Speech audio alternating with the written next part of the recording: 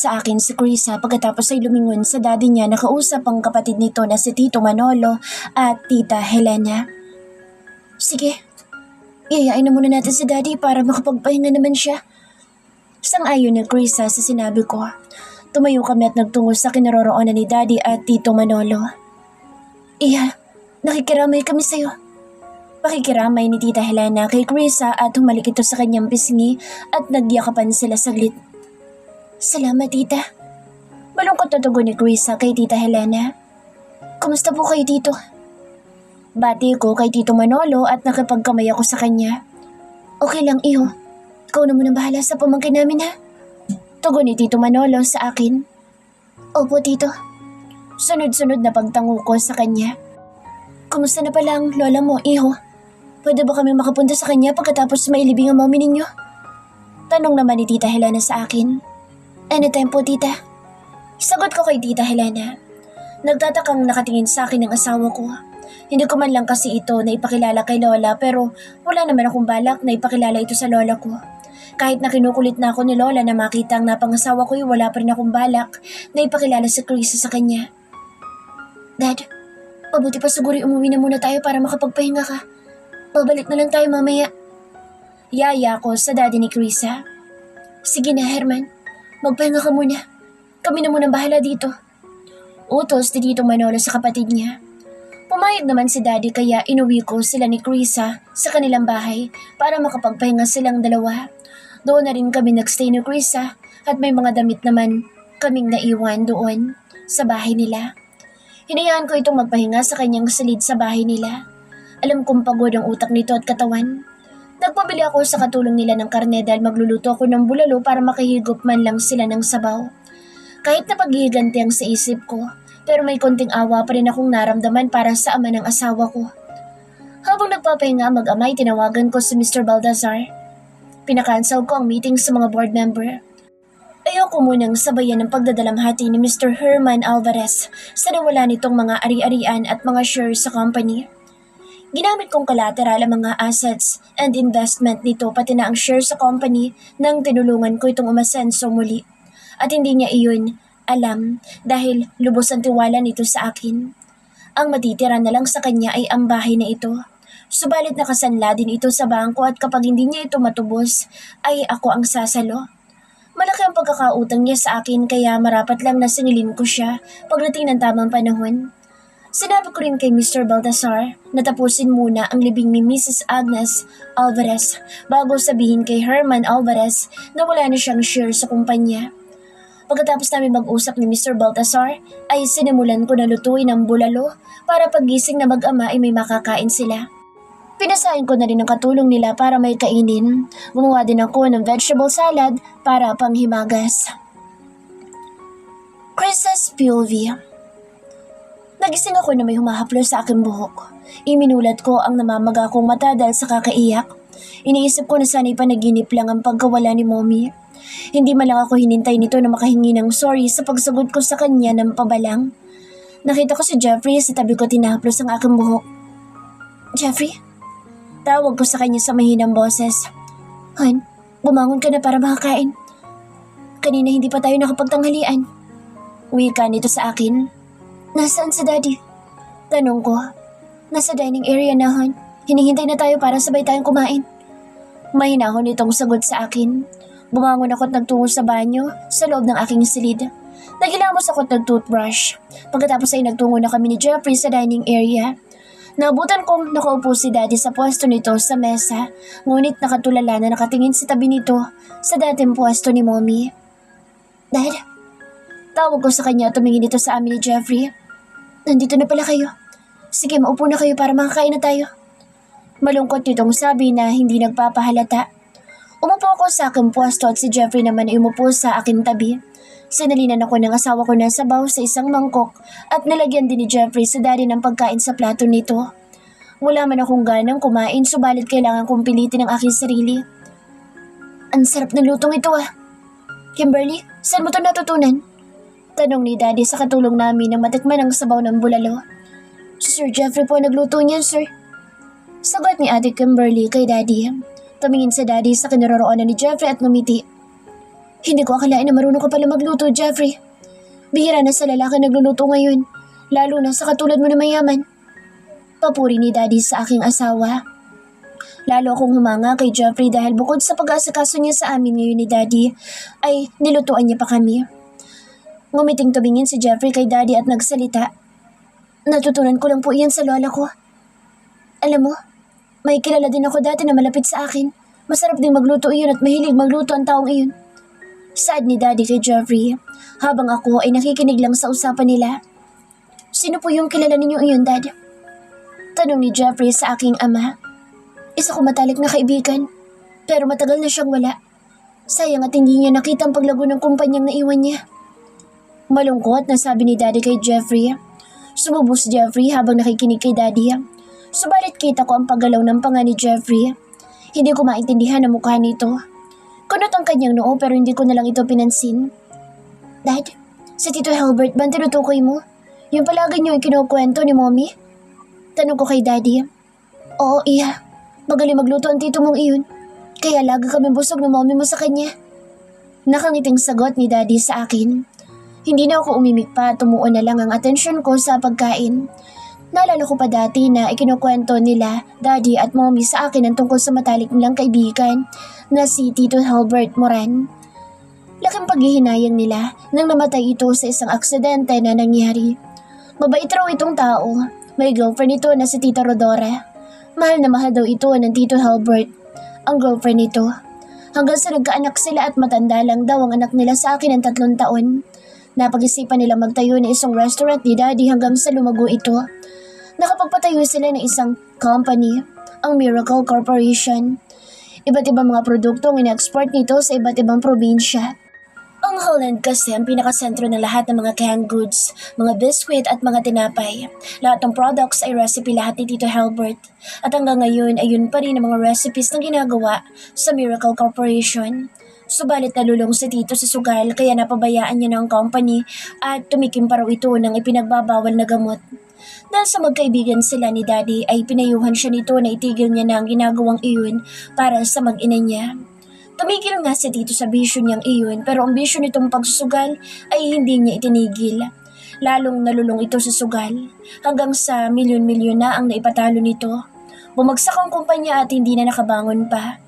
Lingid sa kaalaman nila Daddy ay ginawa niyang collateral ni Tito ang kumpanya na pareho nilang pinagpagura ni Daddy na palaguin. Pati ang restaurant dito ay naibenta na rin. At nang wala ng pambayad ay ang kumpanya naman ang nakita nito at naisipang ibayad. Mabuti na lang at nalaman ni Daddy ang nangyari kaya para lang maisalba ang kumpanya ay nangutang na lang ang Daddy sa mga kilala nitong negosyante. Kaya nalubog sa utang si Daddy.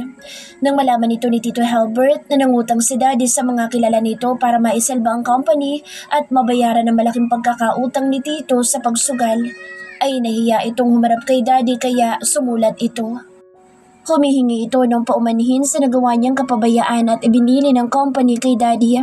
Sinabi pa nito sa sulat na palaguin ulit ang company kahit wala na siya. At kapag nagkaanak sila Daddy at Mommy ng babae ay gusto nito ang anak nito ang mapapangasawa ko. Yun nga lang, pagkatapos ng aksidenteng iyon ay hindi na nakita ni Daddy ang anak ni Tito. Isang beses niya lang daw itong nakita noong sanggol pa lang ito. Nang namatay si Tito ay pumunta si Daddy sa burol ni Tito Halbert. Subalit hindi pinapasok ng Daddy ni Tita Rodora si Daddy. Wala na raw kasing magulang si Tito Halbert at anak na rin ang turing ng ama ni Tita Rodora kay Tito. Isinisi ng ama ni Tita Rodora ang pagkamatay ni Tito kay Daddy. Pinagbintangan nila si Daddy na magnanakaw dahil siya na ang humahawak ng kumpanya. Ang hindi nila alam na lubog si Daddy sa pagkakautang para lang maisalba ang kumpanya. Lulubog, lilitaw ang kumpanya noon dahil pinapagulong-gulong lang ni Daddy ang pera para mabayaran ang iba pa niyang utang. Hanggang sa paglaki ko ay nasaksihan ko pa ang pag-aaway ni Daddy at Mommy dahil sa kumpanya. Gusto na kasi ni Mommy bitawan ni Daddy ang kumpanya na iniwan ni Tito Halbert. Subalit hindi pumayag si Daddy dahil ito na lang daw ang natitirang alaala niya sa matalik niyang kaibigan. Nangako si Daddy na muli niyang paaangatin ang kumpanya dahil darating daw ang araw na makikita niya ang anak ni Tito. At kapag makita niya raw ang anak ni Tito Halbert ay ipakakasal niya ito sa akin kaya iniingatan niya ang kumpanyang iyon. Yun na lang kasi ang natitirang alaala ng anak ni Tito sa kanya. Naalala ko pa ang sabi ni Daddy na ibibigay niya ang Miracle Corporation sa anak nito kapag napangasawa ako. Subalit hindi na mangyayari iyon dahil dumating na si Jeffrey sa buhay ko. Si Jeffrey ang tumulong kay Daddy na mabayaran ng matagal na pagkakautang nito sa mga kilala niyang negosyante. Nagtataka na lamang ako nang biglang magbagong isip ni Daddy at pinilit akong pakasalan si Jeffrey. Hindi na rin niya ako tinutukso sa anak ni Tito Helbert at hindi namin alam kung nasaan na ang anak ni Tito. Pagkatapos namin kumain ng hapong iyon ay bumalik kami sa burol ni Mommy. Hinatid lang kami ni Jeffrey doon saka umuwi muna ito sa mansyon para magpalit ng damit. Nangako naman ito sa akin na babalik agad. Kahit papaano ay nababawasan ang sakit na nararamdaman ko dahil nandyan si Jeffrey. Naging karamay ko at hindi niya ako iniwan. Naupo ako sa isang tabi habang nakatingin sa kabaong ni Mommy. Marami din na nakiramay ng mga kaibigan at kamag-anak nila Mommy at Daddy. Nakita kong dumating si Lance. Pinsan ito ng pinsan kong si Liam. Pumunta ito sa akin at nakiramay. May kasama itong babae na maganda. Nakikiramay kami. Ate Carissa. Wika nito sa akin at tumalik sa aking pisngi. Salamat, Lance. Oh, hindi mo ba ipakikilala sa akin ng girlfriend mo? Nakangiti kong turan sa kanya. Pumiti siya sa akin at ipinakilala ang kasama niya. Ate, si Christine, girlfriend ko. Babe, si Ate Carissa, pinsan ni Kuya Liam.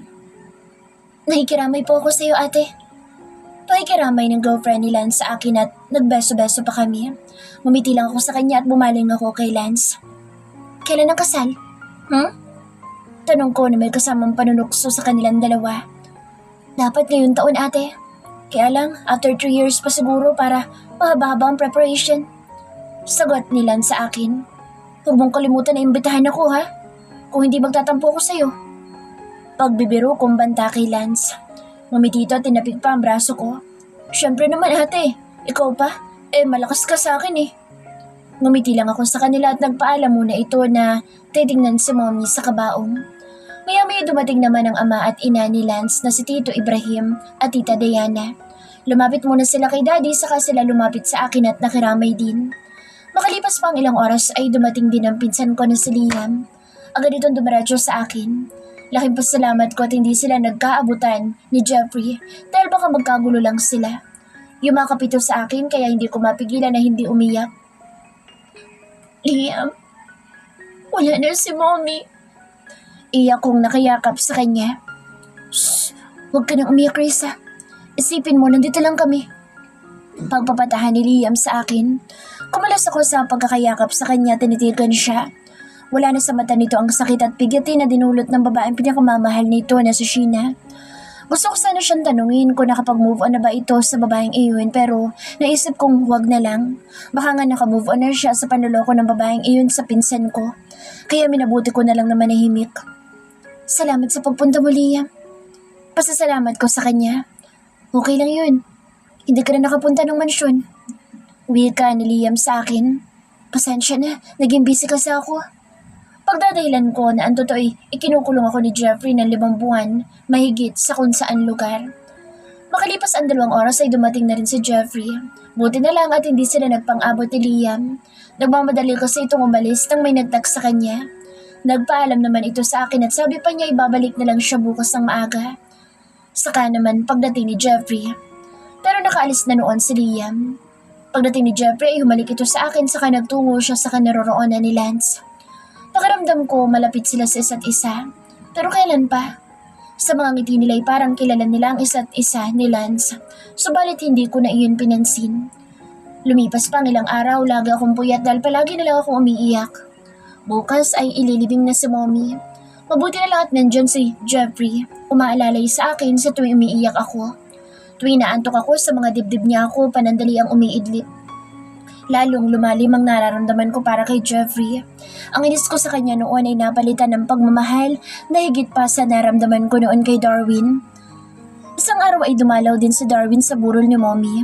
Yayaka pa sana ito sa akin pero hinarangan na ito ng asawa ko. Napakasiloso nito. May makita lang siya na may kausap akong lalaki na hindi niya kilala ay tinatawag niya ako. Hindi na nga ito halos umaalis sa akin tabi na siya namang ikinatutuwa ko. Kung umaalis man siya, saglit lang at bumabalik din kaagad. Lagi niya kaming inaasikaso ni Daddy. Pinaglulutuan niya kaming palagi. Tuwang-tuwa naman ang ama ko sa pag-aasikaso ni Jeffrey sa amin. Nangihinaya nga lang si Jeffrey dahil hindi raw natikman ni Mommy ang luto niya. Hindi bali na raw dahil lagi niya raw kaming paglulutuan ni Daddy. Kaya lalo ko siyang minahal dahil sa ipinapakita niyang kabaitan sa amin ni Daddy. Napapaisip ako na tama nga sino Mommy at Daddy. Mabuting tao si Jeffrey at hindi sila nagkamali sa desisyong ipinakasal ako sa kanya. Hindi ko na napigilan pa ang aking nararamdaman para kay Jeffrey. Hinayaan ko ang puso ko na mahalin siya kahit alam ko na may kahati ako. Subalit ako ang tunay na asawa, kaya hindi ako papayag na maagaw ni Sheena sa akin si Jeffrey, kahit may anak pa sila. Kaya nangako ako na simula ngayon hindi ko na pagsusungitan si Jeffrey at aalagaan ko siya at ipagtitimpla ng masarap na kape. Katulad ng gusto nila Mommy at Daddy, aalagaan ko ang asawa ko para makalimutan niya ang babaeng iyon at tuluyan na siyang mahulog sa akin. Gusto ko, akin lang ang asawa ko. Kaya gagawin ko ang lahat para hindi niya ako ipagpalit sa mga anak niya at sa babaeng iyon. Kahit na alam kong ito ang malaki pang hamon na harapin ko sa buhay. Ito ang araw ng libing ni Mommy. Nasa harapan kami ng puntod niya. Nakahawak ako sa bisig ni Daddy habang umiiyak. Kasama ko rin si Jeffrey. Nasa tabi ko siya at inaalalayan niya ako. Napahagulhol ako ng iyak nang inilagay na si Mommy sa himlayan nito. Umiiyak din si Daddy. Dumalo rin ang mga malalapit na kaibigan ni Mommy at Daddy. At ganoon rin ang malalapit naming kamag-anak. Nandoon din ang kaibigan kong si Crystal. Condolence, Bestie. Pakikiramay ni Crystal sa akin habang hinahagot ang aking likod. Yumakap ako sa kanya ng mahigpit. Salamat, Crystal. Kahit paano'y naibsan ang sakit ng aking kalooban dahil nandito ang kaibigan ko na handa akong damayan. Isipin mo na lang na nagbabakasyon si tita. Pagpapalakas na loob ko na sabi ni Crystal habang ako'y iyak pa rin ng iyak. Masakit ang mawala ng magulang lalo na't hindi ko pinapahalagahan ang mga payo ni Mommy sa akin noon. Pagkatapos ng libing ni Mommy ay nagsiuwian ng mga nakiramay pero nagpaiwan muna ako sa puntod ni Mommy. Si Daddy ay isinama na nila Tito Manolo at Tita Helena. Si Jeffrey na lang ang kasama ko ngunit sa hindi kalayuan ay natanaw ko si Lance at Liam. Kinakabahan ako baka mamaya ay mag-away ang dalawa. Si Jeffrey at Liam dahil sa iisang babae. Subalit hindi naman siguro dahil parang nakamove on na rin si Liam sa pagtataksil ni Sheena na iyon sa kanya. Honey, umuwi na tayo para makapagpahinga ka na. Yaya ni Jeffrey sa akin. Gusto ko pa muna manatili dito kay Mommy. Mahina akong tugon kay Jeffrey. Han, naiintindihan kita pero kailangan magpahinga ka muna. At baka mamaya magkasakit ka pa. Nag-aalala niyang sabi sa akin at tinaplos ang aking pisngi. Alam kong pagod rin ito dahil siya na rin na nag-asikaso sa libingan ni Mommy. Halos wala din siyang tulog ng ilang araw. Palagi niya kasi ako sinasamahan simula na iburol si Mommy. Sige Han, saglit lang at magsisiyar lang muna ako. Naiihi kasi ako eh. Paalam ko sa kanya. Samahan na kita. Alok niya sa akin. Hindi na ako tumanggi at nagtungo na kami sa malapit na CR sa private cemetery na nandoon. Malinis naman ang banyo doon. Pumasok ako sa loob ng banyo at si Jeffrey ay naiwan sa labas. Pagdating ko sa loob ng banyo ay tiningnan ko muna ang aking sarili sa salamin. Mugto ang mga mata ko sa kakaiyak. Maya-maya ay may lumabas sa isang pinto ng banyo at nagugas ito ng kamay sa lababo na katabi ko lang. Nagulat ako nang mapagsino ito. Condolence nga pala. Wika pa nito sa akin na seryoso ang mukha. Anong ginagawa mo dito? May gana ka pa talaga magpakita sa akin? O baka naman nandito ka para sa asawa ko? Mataas na boses kong tanong kay Sheena. Nandito ako para makipaglibing sa ina mo at alam ko, masakit ang mawala ng magulang dahil tulad mo'y napagdaanan ko rin ang mawala ng mga magulang. Mahinahon pa rin itong wika sa akin. Hindi ko alam kung nagbabait-baitan lang ito sa akin o sadyang ganyan lang talaga siya, kahinihin magsalita at gumalaw. Wala akong pakialam kung ano man ang pinagdaanan mo. Dalang alam ko lang, malandi ka! Sigaw ko sa kanya takmang sasampalin sana siya. Hindi pa ako nakaget over sa ginawa niyang panloloko sa pinsan ko. At higit sa lahat, hindi ko matatanggap na nakalalamang siya sa akin dahil may anak sila ni Jeffrey. Alam ko na kahit kasama ko si Jeffrey ay ang babaeng ito pa rin ang iniisip niya. Nang akma ko siyang sasampalin ay sinalo niya ang palad ko. Krisa, Kung noong unay hinayaan kitang saktan mo ko, pues ngayon hindi ako makapapayag na dapuan mo ko ng mga palad mo sa walang sapat na dahilan. Anya at pabalibag na binitawan ng aking kamay. Lalo ako nagalit sa kanya. Ang lakas naman ng loob mo na pumunta dito sa libing ng mommy ko. Napakawalang hiya mo. Haliparot ka! Hysterical kong wika sa kanya at sasabunutan ko sana ulit siya nang umiwas ito kaya lalo ako nagngit-ngit sa galit. Subukan mong sabunutan ulit ako. At baka makalimutan kong kalilibing lang ng mommy mo at baka maisubsob kita dyan sa kinatatayuan mo. Galit nitong banta sa akin. How dare you! Malandi ka! Wala kang kwentang babae! Napakahaliparot mo! Pasigaw kong sabi sa kanya. Ewan ko sa'yo. Bahala ka nga sa buhay mo. Saka akma itong lalabas sa banyo pero bigla kong hinablot ang buhok nito sa likod kaya napaliyad siya. Krista! Bitawan mo ang buhok ko! Utos dito sa akin at nagpupumigla sa pagsabunot ko sa kanya. Hilahin ko pa sana ang buhok niya na biglang bumukas ang pinto at bumungad si Jeffrey. Krista! Bitawan mo siya! Galit na boses ni Jeffrey at agad na kinuha si Sheena. Pinoprotektahan niya talaga ang babaeng ito. Kakampihan mo pa talaga ang babaeng yan? Galit kong tanong sa kanya. Ugali mo na talaga ang manakit ha? Wala kang karapatan na saktan siya. I'm warning you. Don't ever touch her again. Banta niya habang nakatutok ang hintuturo niya sa aking muka at masakit na titig ang iginawad niya sa akin. Sobrang sakit ang akin nararamdaman dahil sa pagkampi niya sa babaeng iyon. Jeffrey, hindi niya sinasadyang saktan ako. Huwag mo naman siyang pagsabihan ng ganyan. Dapat intindihin na lang muna natin siya dahil kalilibing lang ng mommy niya. Wika naman ni Sheena sa asawa ko. Parang matatawa ako na ewan dahil sa pagtanggol nito sa akin.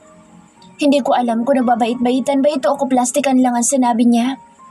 Ayan ka na naman. Alam mo naman na pagdating sa'yo hindi ko matitiis na may nananakit sa'yo. At walang sino man ang pwedeng manakit sa'yo, sweetie. Wika ng asawa ko sa babaeng haliparot na nasa harapan ko at hinaplos pa ni Jeffrey ang buhok ni Sheena. Pakiramdam ko invisible ako sa paningin ng asawa ko.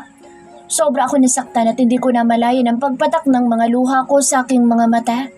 Maya-maya pa ay dumating si Lance at Liam. What happened? Tanong ni Liam sa amin tatlo.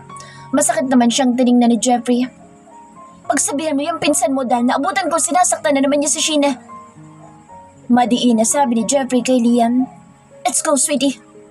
Yaya niya kay Sheena saka inalalayan itong palabas ng banyo.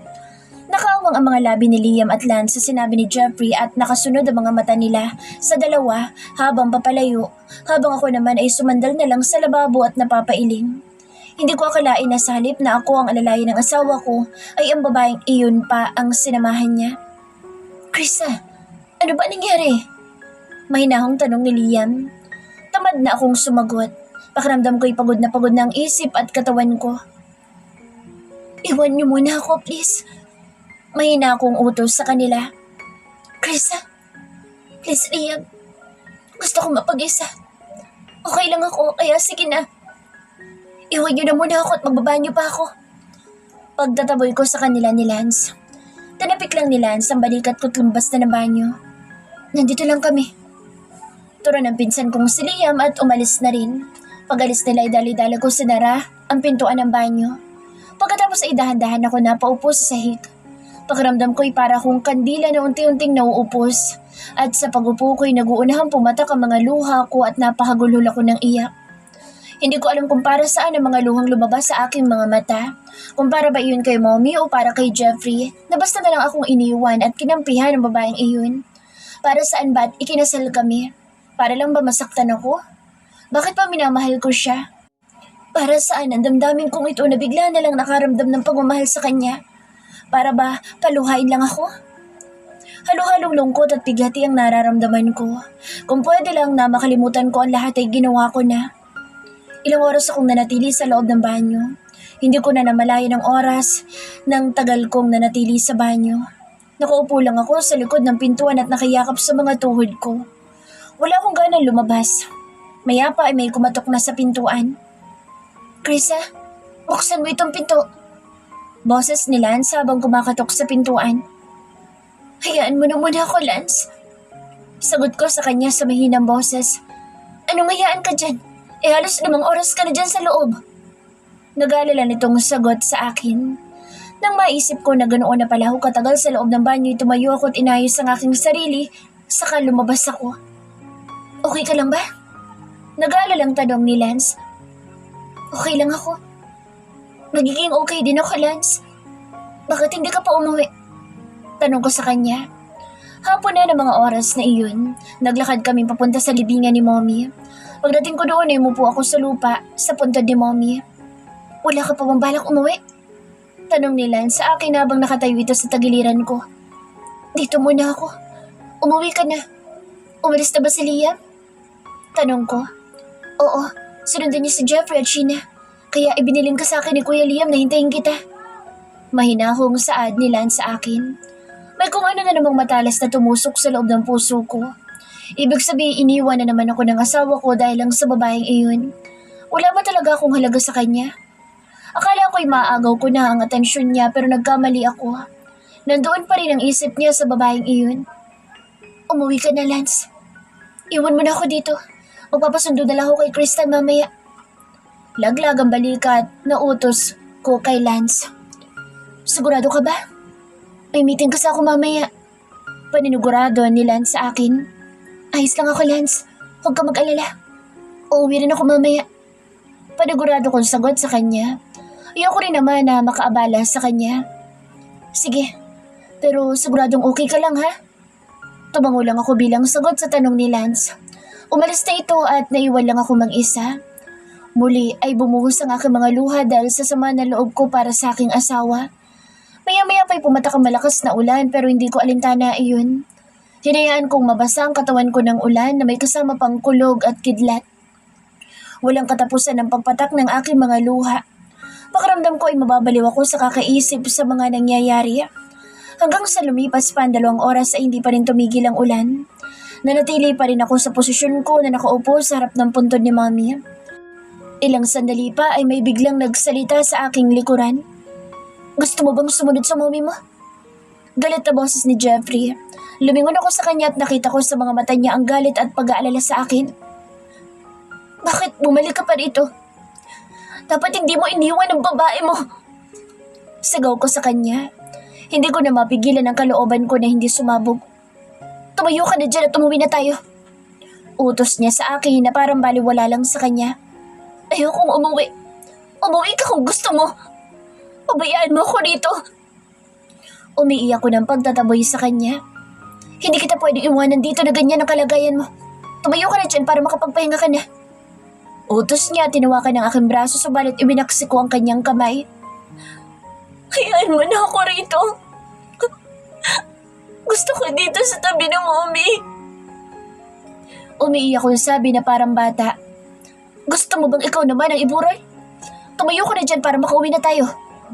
Madiin pa nitong sabi, sabay hinawakan akong muli sa magkabilang braso ko para itayo. Napatayo ako sa ginawa niya. Nakaharap ako sa kanya at pareho kaming basa sa ulan at makadang malapad nitong dibdib sa kanyang polo na kulay puti. Pati na rin ang nang-aakit nitong mga muscles sa tiyan. Tumingin ako sa mga mata niya na parang puno ng galit. Oo, gusto kong iburo lang sarili ko para sa ganun maging masaya ka na. Kayo ng babae mo. Dapat hindi mo na ako binalikan pa kaya umalis ka na. Pagtataboy ko sa kanya at itunulak siya habang umiiyak ako. Walang katapusan ng pag-agos ng mga luha sa aking mga mata kasabay ng pagpatak ng mga ulan sa aming katawan. Sa halip na magalit siya, iniyakap niya ako. Tama na. I'm sorry kung iniwan kita kanina. Stop crying, please. Pagpapatahan niya sa akin. Para akong bata na pinapatahan niya. Subalit hindi matigil-tigil ang mga luha sa aking mga mata. Ilang minuto pa akong umiyak habang nakasubsob ang mukha ko sa matipuno niyang dibdib. Tahan na, honey. Umuwi na tayo para makapagpahinga ka. Paglalambing niya na sa akin. Hindi na ako umimig pa at kumalas ako sa pagkakayakap niya. Inalalayan niya ako patungo sa kanyang kotse at pareho kaming basa. Pinagbuksan niya ako ng pinto sa tabi ng driver's seat. Nang makaupo na ako, umikot ito para sumakay sa driver's seat. Ikinabit niya ang kanyang seatbelt. Nang makaupo na siya. Nang mapansin niya na hindi ako nag-seatbelt ay siya na naglagay ng seatbelt sa akin. Nakatanaw lang ako sa labas at blankong isipan ko. Pagkatapos niya ikabit ang seatbelt sa akin ay kinuha niya ang kanyang jacket at ipinulupot niya iyon sa akin. Hindi pa rin ako umiimik at hinahayaan niya lang din ako. Pinatakbo niya na ang sakyan at katahimikan lang ang namayani sa amin dalawa. Habang nasa biyahe kami ay wala akong balak na magsalita. Halo-halo ang aking nararamdaman ngayon.